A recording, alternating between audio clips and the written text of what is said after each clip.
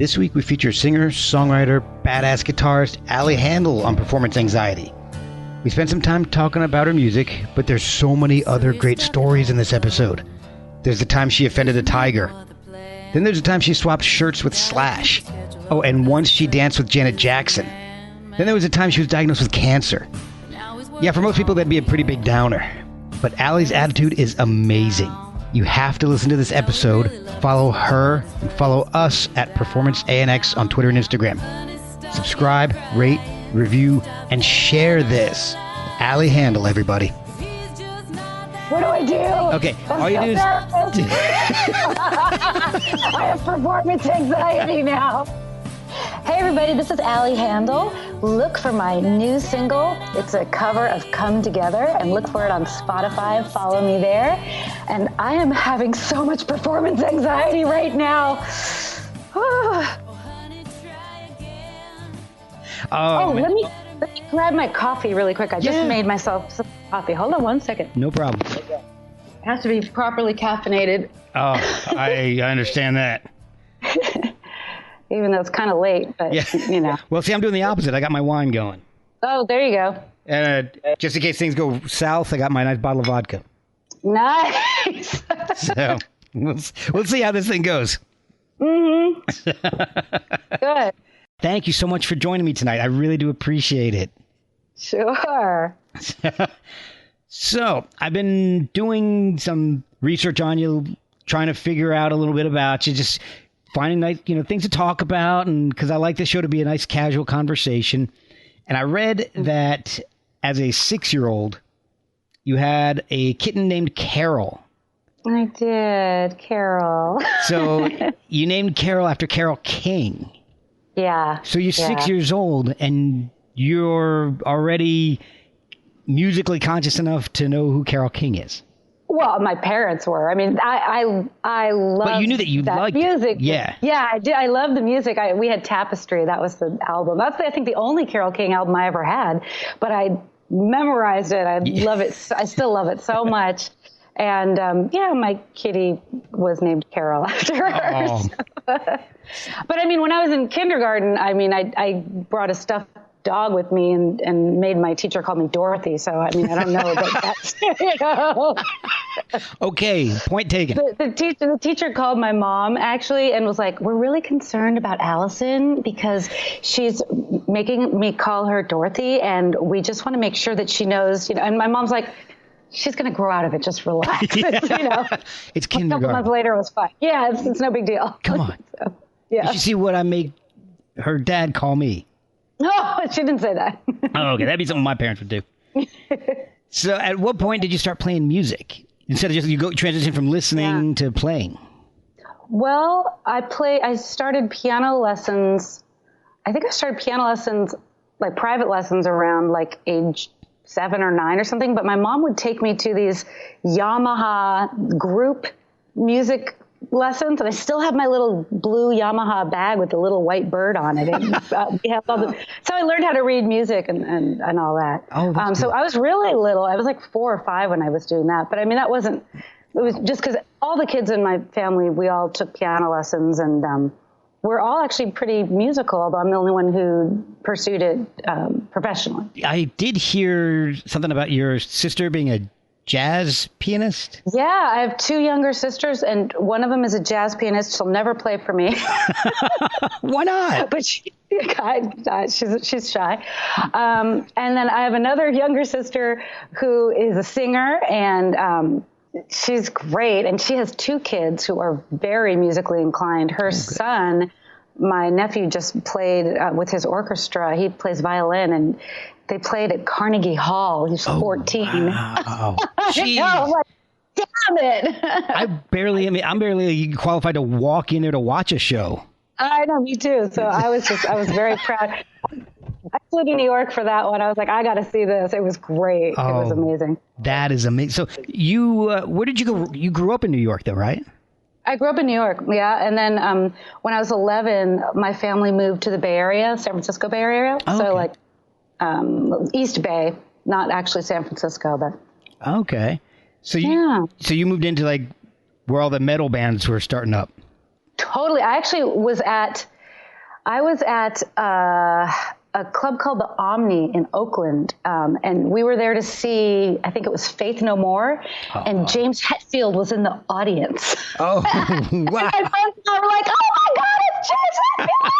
Because we were totally into Metallica. This was before they went really commercial, Yeah. So we were stoked. It was really fun. Oh, that's awesome. You've got an interesting connection with several prior guests here. So I will throw some out so people interested in you can go and a little bit of self-promotion, go and listen to some of the older episodes, because I'd had Alex Skolnick from Testament on. Okay, cool. Ago. And Bob Rock, Metallica's producer. So cool. So he was on. So I got a little Bay Area thing going, little connection going.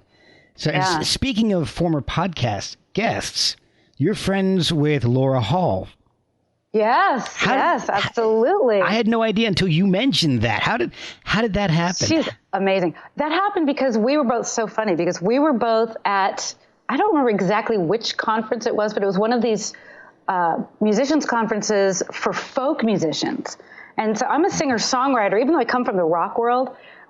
I love the art of songwriting, and I was kind of immersing myself in kind of the folk world, even though I don't really belong there, I guess.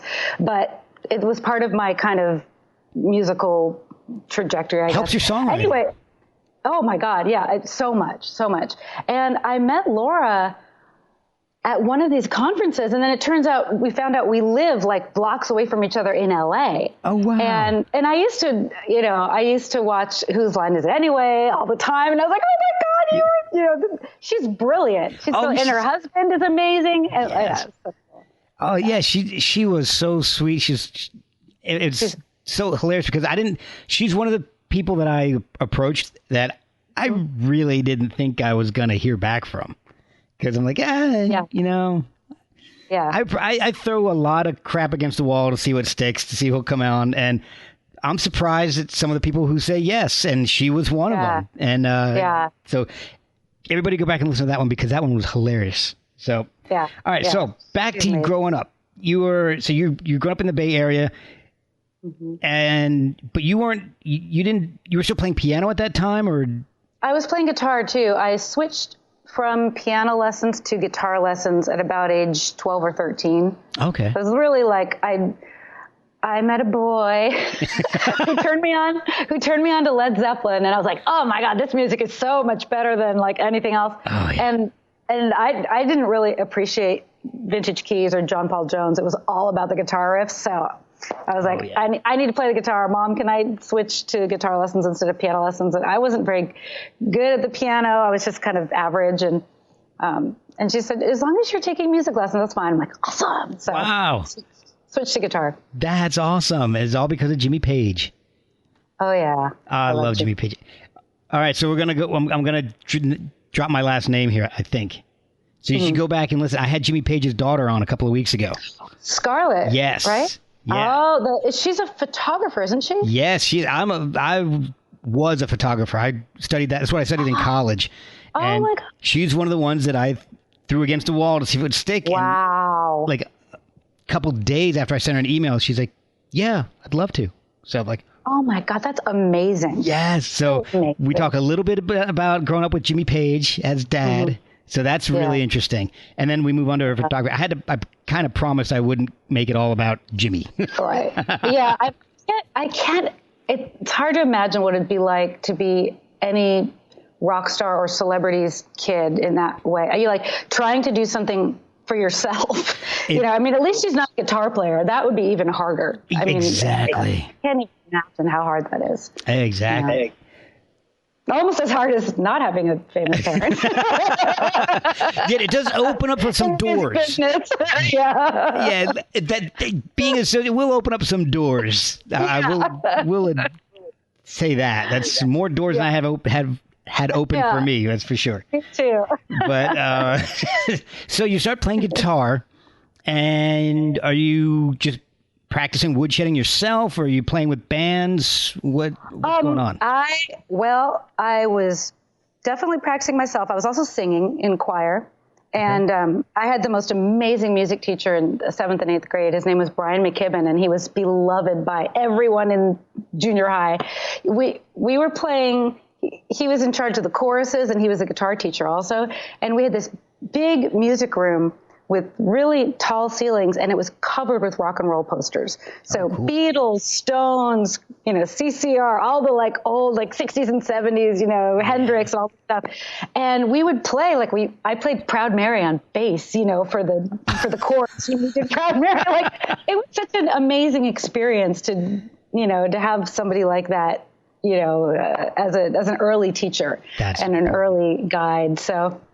So I'm eternally grateful to Brian. He's just an amazing, amazing human. Well, then we'll have to send him this link. Yeah, I'm still in touch with him today. Yeah. Perfect. Shoot him this when you're done, because he needs to know how important he was to you. Oh, he knows. I dedicated my guitar book to him. He's incredible. Oh, yeah. the Guitar for Girls book? For Girls, yeah, right. Yeah. We definitely want to come back to that. So. Yeah, no problem. And with this show, we bounce around a lot, and not everything's chronological. So feel free to throw in stories, whatever you want. And I barely edit, so no worries. All right, so at what point do you decide I'm going to start playing with a band? I want to start playing out. Well, that's a complicated question because I do have some band photos from high school, and I share them with... I've shared them with people. Yeah. My mom didn't see them until like a couple of years ago. Really, really embarrassing. I have this like VIP fan club that I have, some of my biggest fans are in, and I share those photos with them, but only them. I'm wearing like zebra spandex and like doing obscene things with a drumstick. It's really horrible. But the best thing about it, don't fall. Don't fall off your chair. No. The best part about those photos is that we took them, and I grew up in a nice suburb. Like I was a pretty good girl into that, except for the fact I was a rocker. Yeah. But we took those photos in a yogurt shop. Yogurt shop in Lafayette, California. I was such a poser. Oh my. That kind of sounds like a California thing to do. It was so bad. But I didn't ever play with them. We took pictures and that's all I have. Oh. I never played with them. It was so bad. Oh, man. Okay, well, I stand corrected. That was a little poser. It was super posery. But I think they might have played some gigs or something, but I don't really remember. We were called Crusader. And there were like, in these photos, I think I counted 8 bandanas. Like 4 of them were on the lead singer on his leg. It was so bad. It wasn't like Steven Tyler where they were dangling from the mic stand and stuff, were they? No, but there's no mic stand in the photo, but it was kind of like Steven Tyler, but except for the lead singer was wearing a Garfield shirt. That's hardcore right there. Hardcore suburbs, yeah. Man, a lot of stuff in your life revolves around cats. Oh, yeah, that's right. I didn't even think of that particular thing, but yes. Man, are you wearing... I don't know if you noticed what I'm wearing. I'm in my pajamas right now, my cat pajamas. I've been a little under the weather this week, so I kind of came home today. I like seeing that after the Skype messaging. I'll make sure I'm wearing something good. Cat pajamas. No, I said I look presentable. I put makeup on. My mistake. I look kind of decent. I'm just wearing cat's pajamas. Well, hey. I should have brought some of my cats up to introduce you. Oh, yeah. Maybe people will get lucky and they'll jump up over here. They're sleeping right now. One of the last people I had on the show, we were in the middle of talking and we were Skyping. She was on her laptop and one of her cats jumped over the laptop. Yeah. Smacked into it. All of a sudden, everything got shaken around. There's this big white streak and I don't know what the hell was going on. So I'm used to cat Skyping. So. Oh, all right. So I'm good with that. If we get a cat on here, it's good. It's all right, yeah. So who else was inspiring you? You had Jimmy Page. Zeppelin was big. Aerosmith was big too. But when I was young, young meaning like 12, 13, that's when I really got into metal. So I was into Iron Maiden and Judas Priest and Metallica. Really. Yes. And that's when I was kind of learning how to play guitar. But I wasn't good. So, and I couldn't play all that fast stuff. So I always had this kind of hang up about not being able to play. I must not be good because I'm not like Yngwie. Because when I grew up, that was kind of the thing. Like, if the faster you were, the better you were. And it kind of got ingrained into my head. And I don't believe that at all now, but it was such a kind of carryover. It's very weird because it's so not what I'm into now, but it was a lasting thing where I had to really get over that feeling of myself as not a good enough guitar player because I had never mastered the, two-handed tapping and sweeping arpeggios. Yeah. And I mean, one of the funny things that I notice now is that people who can do that still do it. Most of them, not the really tasteful people who kind of know, but it's like, oh, I can tell when you started playing guitar because of the way you're playing it, and it's like, it doesn't really fit. I mean, to me, it's just not my thing. You're dating yourself by playing. You're dating yourself.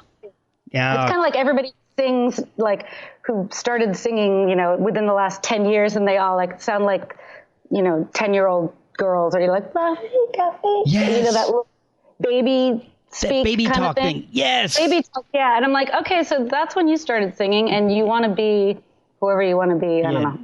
You want to be someone a lot younger than you are now. That's or I mean, maybe you are that young, but it's like you just want to be just like, Yeah. Favorite. Instead of finding your own voice. But, that's what happens. That's part of it, though. Part of how you find your own voice. Yeah. And, the same thing. I started playing guitar in my teens, and I felt the same way. I think we must have grown up in the same era because Yngwie, Satriani, Vai. Oh yeah, Satriani was like, I dated the person who took over teaching for him. So like Satriani was like a big, Man. I mean, that was later. It was in college, but yeah. Yeah, and when I couldn't do what they did, and I was still listening to Jimmy Page, but even Jimmy played fast on Heartbreaker and all. Oh yeah. So hearing bands like Soundgarden and Jimmy Page to a certain extent, but guys who were more about the feel, Black Sabbath, even, the guys who were about the feel more than the speed really started to appeal to me. I mean, I still love Steve Vai and all that. I still buy his albums, but I still do. I still love that arpeggio sweep picking shit, but I obviously never went on to become a professional musician at all, but I took a grand total of like 6 months of lessons. So I taught myself, and that's not a good idea because I don't know it. Why would I teach myself how to play guitar? So well, now with YouTube, I think it's amazing what you can learn. I mean, there are people. YouTube is the most amazing resource for really is. Pretty much anybody. But for guitar players especially, it's incredible. Yeah. You want to learn how to play a song? Look it up on YouTube if you're stuck on a little section, because there's somebody there who can show you note for note what it is. No kidding. I remember having to pick up like Guitar World and looking at the tabs and trying to figure everything out through the tablature. And if the song was done. Yeah. If they bothered to do it. Yeah, because they would do 4 songs a month, and so you'd have to. And every time I picked it up, it was something like Rush. YYZ. I'm like, I'm never going to learn how to play this. Right. I love Rush. There's no way I can play this. Why are you bothering me? Right. All right. So what was your first actual band? The first band that I played in, it was after I graduated from college. So I was a late bloomer. I went to college, and I was for 2 years, I was a double major. I was a music major in voice, as in like, that whole opera thing. Yeah, and I got nodules or something. So I had to stop singing, and I ended up transferring schools and taking a year off and doing all kinds of crazy stuff in Hollywood, which was amazing and an interesting experience. But then I ended up going to UCLA and finishing as a psychology major, and I was going to go get a PhD and become a therapist, if you can believe that. Yeah, and my last year of school, I was just miserable. I was writing my thesis. I was like in the honors program. I got straight A's through school, and I was like, working my ass off. And oh my God, I'm sorry. My cat just tried to turn the printer on. She tries to. Sorry, no problem. Just a little distracting. That's awesome. That is great. That's Princess Fiona. She steps on the buttons of the printer and tries to get the paper to come out, and then she'll grab it with her teeth. It's on my Facebook. Oh, that's great. She's crazy. Anyway, what was I talking about? Oh, college. College. So I was like, I hate this. I hate writing papers. If I go to get a PhD, that's what I'm going to be doing all the time, is writing papers. That's and a good research. point. Right. And so I decided, okay, I guess I'm not going to do this. But I ended up, graduating, getting my degree, and taking a year off before having to figure out like what I'm actually going to, do to make money. Okay. And I took a year, moved into a house in North Hollywood with four other guys? I got my own room. But the reason I moved into this house was because the garage was a rehearsal studio. Oh, cool. PA and everything. So I ended up getting into a band. I don't remember. Did I get in the band first and then started dating the lead guitar player, or I was dating somebody? I think I got in the band and then started. I don't know. I don't even remember. It was so long ago. But I ended up in this band. It's kind of a blues band. Okay. And I was the rhythm guitar player and background vocalist. And they had a lead guitar player who ended up helping me become a better guitar player. He was a phenomenal guitar player. And that was my first band that I was in. And I kind of learned some of the ropes of being in a band. And then the next band that I was in, I was the lead guitar player and background vocalist. And there I learned much more about how to really be an equal member of a band. And kind of, I spent about 2 years kind of with all of my musical eggs in that basket of that band, before realizing that, if you put all of your musical eggs in the basket of someone else's music and they decide, I don't feel like doing this anymore, you have no career. Wow. Yeah, so towards the end of that time, I started writing my own songs and started singing more, and ended up, kind of going the singer-songwriter route and my own artist career. So at this point, did you have any, were you working, or was music your full time? Yeah, my day job, I always had part-time jobs. So kind of like clerical-ish type stuff during the day that was really flexible. So I had nights off, and I wasn't working full-time ever. I never had a full-time job. I always took jobs that would allow me to do music when I needed to. And, I wasn't the best employee.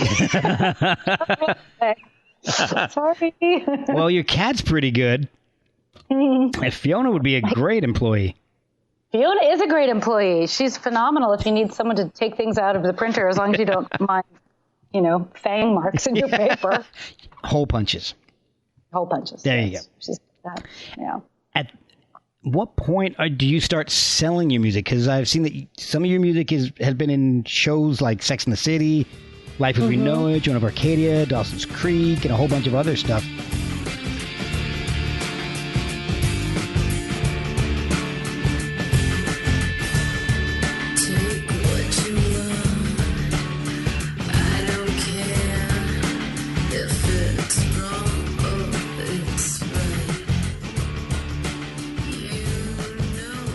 Yeah. Is this when that started happening for you, or was it later? It was a little later. So I started writing and ended up meeting the producer of my first record at a local radio station called KCRW. And we ended up recording. We recorded my first record to 2-inch tape, which was really cool. It was in this guy had a home studio with 2-inch tape recorders and all kinds of great gear. Oh, wow. And I didn't know anything about recording. It was, my second recording experience. I had recorded a demo with my last band at A&M Studios, but I was just in there playing guitar. I was not doing, I wasn't doing as much as I was doing with my producer, Tim. So the producer, his name was Tim Bomba, and he also had quite a bit of experience as a music supervisor. And that's the person who gets music into television and film. And he knew a lot of other music supervisors. And this was in 2000, which was before every independent artist and their brother and sister was pitching their music. And it was also before a lot of indie artists had professional quality recordings. Like it's still, like I spent a lot of money recording that album, Yeah. And it was totally pro level recording. So it was licensable. Okay. Because in order to license music, it needs to sound like it could go on the radio, in terms of quality of mixing, mastering, and all that kind of stuff. So he pitched it to a lot of these shows, and that's how I got on all those shows, and that's how I learned about licensing, which, took me in. I earned a lot more money licensing my music than actually selling CDs in those first years. Oh, okay. Wow. And then that lent itself to you starting your own licensing company with a friend of yours, right? Yeah. There were three of us who co-founded the company, and it's called Triple Scoop Music. And we actually started with licensing music to photographers, professional photographers. Wow. Like wedding photographers and portrait photographers. That was our first niche market. So that's how we started. And now we do a lot of other licensing. But yeah, that is my quote unquote day job. It's my company, but that's how I get my health insurance and the things that I need to function as an adult and, regular steady income so that I can feed my music habit. And, so it's an interesting kind of thing. Yeah. But, yeah. Music has led you down to areas you never knew you'd be. Never. No, and back to that whole book thing, I never wanted to write a book. Yeah, how did that get started? Were you approached to do that, or was that something? So with that first record, Dirty Little Secret, and my second record, Breathing Underwater, especially the first record, because it was a full-on rock record, and I did all the guitar parts. I do all the guitar parts on all my records. Yeah. And back then, it was before Orianthi had been out there. It was really the only female guitar player that I really knew about was Jennifer Batten, and she was doing Michael Jackson, and that, very different. And she wasn't a singer. So I know there are plenty more amazing female guitar players. I just wasn't that aware at that time of them. And so I was pitching my own stuff at the NAMM show and stuff. I would go every year and try to meet all of the editors of the guitar magazines. And so I met a lot who were at Guitar Player, Guitar World, and a lot of these people ended up going to Hal Leonard. And Hal Leonard is the publisher of my book. So basically, fast forward 10 years, they wanted to put out a book called Guitar for Girls that was aimed at young girls. And they said, well, who should we get to write it? We should probably get a woman, Eventually I got called, and they said, well, we want this book, Guitar for Girls. And I'm like, Guitar for Girls? Oh, what a horrible title. I mean, I'm just not, I'm not into guitars that are made specifically for girls. I play a Telly or a Les Paul. It's not made for a girl. It's made for a guitar player. A lot of guys that can't handle a Les Paul. Well, that's a whatever. Chunky guitar. But I didn't like the name, but that was what they wanted. And I had already actually outlined a whole book or DVD concept based on a manager that I'd had. He's like, you need to do a DVD or something. I'm like, no one's going to want a DVD from me. No one's heard of me. But he's like, but I scoped it out, I kind of sketched it out. And so when they approached me, I was like, well, I could aim it towards beginning singer-songwriters, and they don't have to be girls, but that's what the book is called. So, so I put in all the advice that I wish I had been told as a 12-year-old, especially the psychological advice, because I was so intimidated. And I thought there were so many things wrong with me just because I was different. I can't wear the guitar down at my knees like Jimmy Page. My arms aren't long enough. And I just thought it was because I wasn't cool or wasn't good. And I'm like, oh, physiologically, actually, it just doesn't work. It doesn't work. But I felt so uncool. And I wanted to try to prevent other young women or really any players from doing these terrible comparison head trips on themselves. And, as much as I could be encouraging and inspiring, and all the songs in the book, except for the very first one, were all written by women. So I was very conscious about picking songs that had empowering messages as much as possible, and as few kind of woe is me love songs. Because there's just so many of those anyway. Yeah. So, I put in an Ani DiFranco song because I think she is amazing. She's one of my biggest heroes in music. So that's the book, Guitar for Girls, and I'm super proud of it. And I sell it, myself, in addition to it being in Guitar Center and all that kind of stuff. But guys buy it from me too, because it's really just a beginning guitar player book. Well, see, it sounds like your degree in psychology helped you out a lot with that book. Maybe. I mean, maybe, I don't know. Maybe subconsciously. I don't know. It might have, yeah. Although it's more about the science. It's not really about how to get along with people or like, you know what I mean? Like, it's more, the class that I liked the best was called Psychology and Law. And that's where we studied serial killers and like abnormal psychology. Oh, see, there you go. I'm obsessed with true crime, so that was like fascinating. Oh, it was terrifying. I'd lock my door and like double check every night. Terrifying. You ever watch Mindhunter? I haven't, but I listened to the podcast from all these FBI profilers and stuff. So I mean, I'm totally worth talking about it. You got to check out Mindhunter. That's such a great show. If that's what you like. I love it. I've read the books by the guy. I forget what his name is, but I don't remember. Yeah, I've read books by all these profilers and I listen to the podcasts. But I don't watch a lot of television, but I do. I love listening to podcasts. Podcasts are the best. They are. They're all because they're always there. You can listen to whenever you want to. Yeah, they're awesome. And you can listen while you're like doing whatever. Exactly. And you can record them while you're doing whatever too. Oh, really? What are you doing? I'm trying not to watch the World Series. That's what I'm trying not to do right now. Is it on right now? Yes. It started. Let's see. I don't know. I've got to see what time it is. It started like 20 minutes ago.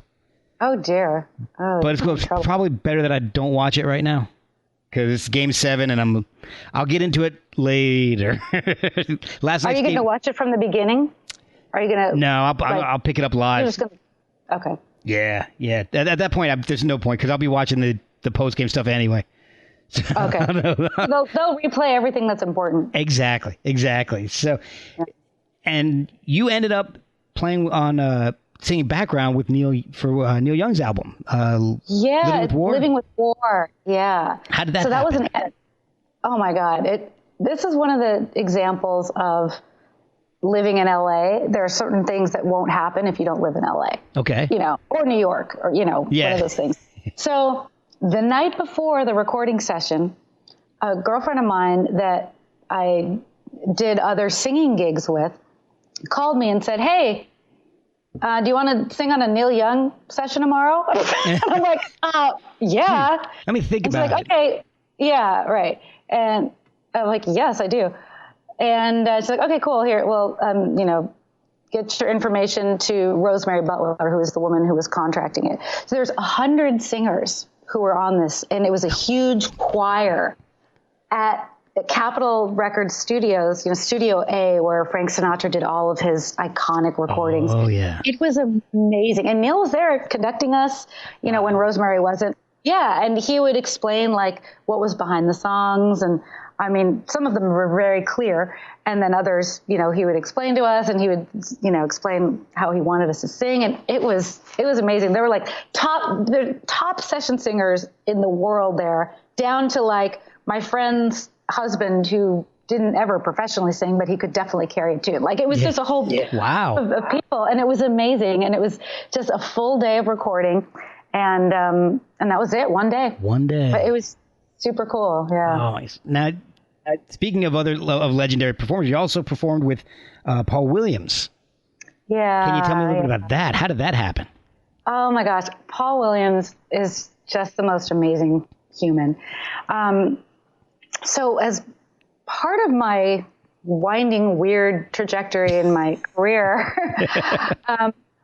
so it was interesting, before the time that I had my music licensing company, after I had quit my part-time day gigs, I was doing music full time. And when I was doing music full time, I was doing these gigs at what they would call New Thought churches, which is kind of they could be called Center for Spiritual Living, kind of non-denominational. They would just as quickly quote John Lennon and Martin Luther King Jr. as Jesus or whoever, Muhammad, whatever. Yeah. It's kind of a place for everywhere to go. I was raised atheist, so even that for me was kind of difficult. I have a hard time with the whole God thing and whatever, just because of the way I was raised. Yeah. But these people are amazing people. And one of the churches that I sang at was attended by Paul Williams. And Yeah, and he heard me sing and he loved my voice. And so we ended up developing a friendship, and he hired me to sing with him in Vegas at his show. That's awesome. It was so amazing. His show is so great. I think he does it like once a year, and he sings all of these hit songs that most people would have no idea that he wrote. Like, he wrote Rainbow Connection for Kermit the Frog, which is amazing. It's like so incredible. But he tells the stories behind writing all these songs. Like he wrote the theme for The Love Boat, which I totally grew up watching. Oh my gosh. But that song started out as a television commercial for like, I don't know, it was like a mortgage company or something. It was like Yes, I've heard that story. It's a bank or something like that. Yes. A bank, yeah. So he tells all these stories, and he's so funny, and he's such a great entertainer. And then I came out and sang the 2 songs that need to be sung by a woman. So it was Evergreen, which was slightly intimidating, to sing that. And Woman in the Moon, which is a really cool song that I wasn't really familiar with. I don't remember that one. Yeah, so they were both from A Star Is Born. Okay. The version with Barbara in it. Okay. Yeah, so he and his wife Mariana are just both amazing, wonderful people, and so we've developed a friendship. And I did a little bit of songwriting with him, and hope to do a little bit more in the future. And they're just wonderful people, and he's given so much back to the songwriting community. I mean, he's head of ASCAP now. He's been I don't know if it was president or chairman of the board. I think he's been president of ASCAP for many years now. And he's really and plus still co-writing with tons of bands. He just won like 7 Grammys or something with Daft Punk several years ago. Like, wow. I didn't realize that. Yeah, he's amazing. He's amazing. And he's got the energy of like a 22-year-old. Like, oh my gosh. That's fantastic. Speaking of songwriting, I was looking and listening to your albums and looking at the dates on your albums. Now, your first album came out in 2000. Mm-hmm. Right, that's Dirty Little Secret. And then it took 4 years for Breathing Underwater to come out. Yep. And then 6 years for Make Your Move. And then 7 for That's What She Said. So you're 7? Yeah, that's listed as 2017. So it's getting longer and longer. Why are you making everybody wait so long to hear your new music? Part of it is because I pay for it myself. Okay. But also between the 3rd and 4th records, I wrote the book. So that took about a year to write that book. And along with writing that book, I recorded like 50 tracks of music, and then with vocals and then without vocals and all this stuff that goes along with the book. So I recorded that whole DVD. It was a huge project, actually. Yeah. So it was kind of like another album for me, even though it wasn't an album. But I, especially in the beginning, I was not very prolific of a songwriter, and I wrote mostly by myself. Now I write a lot more. I co-write a lot more, but I just do a lot of things, like a lot of irons in the fire. A lot of irons in the fire. I have I have to make a living. It's just interesting. Like I probably spend as much marketing my music as I do on selling my music, and I'm working on becoming profitable so that I can, kind of actually make more of a real living from that. But I just know I've done kind of every way you can do it, except for having a full-time job and doing music on the side. But doing the part-time work thing, it's interesting. Like there's kind of a big ego thing with being a full-time musician. I definitely feel it. Like being able to say like, I make music full-time and that's how I make all my money. That's really something to be proud of, and it's great. However, when I was doing that, I was doing a lot of gigs. Are we allowed to swear? Oh yeah. Yeah, I fucking hated a lot of these gigs. I hated them. I was playing background music in shitty bars and restaurants. I was playing at churches where I was uncomfortable with some of the messages, or it just didn't fit for me musically. I was singing backgrounds in bands that were horrible musically. Even if the other things like the pay was great. Yeah. And I was driving 2-3 hours to play background music at a mall. Like I didn't want to do that. So for me now, part of the whole thing of like having a part-time job or, you know, my own company or whatever. I can work from home or from the road or whatever. And now I only do music I absolutely love and I'm passionate about.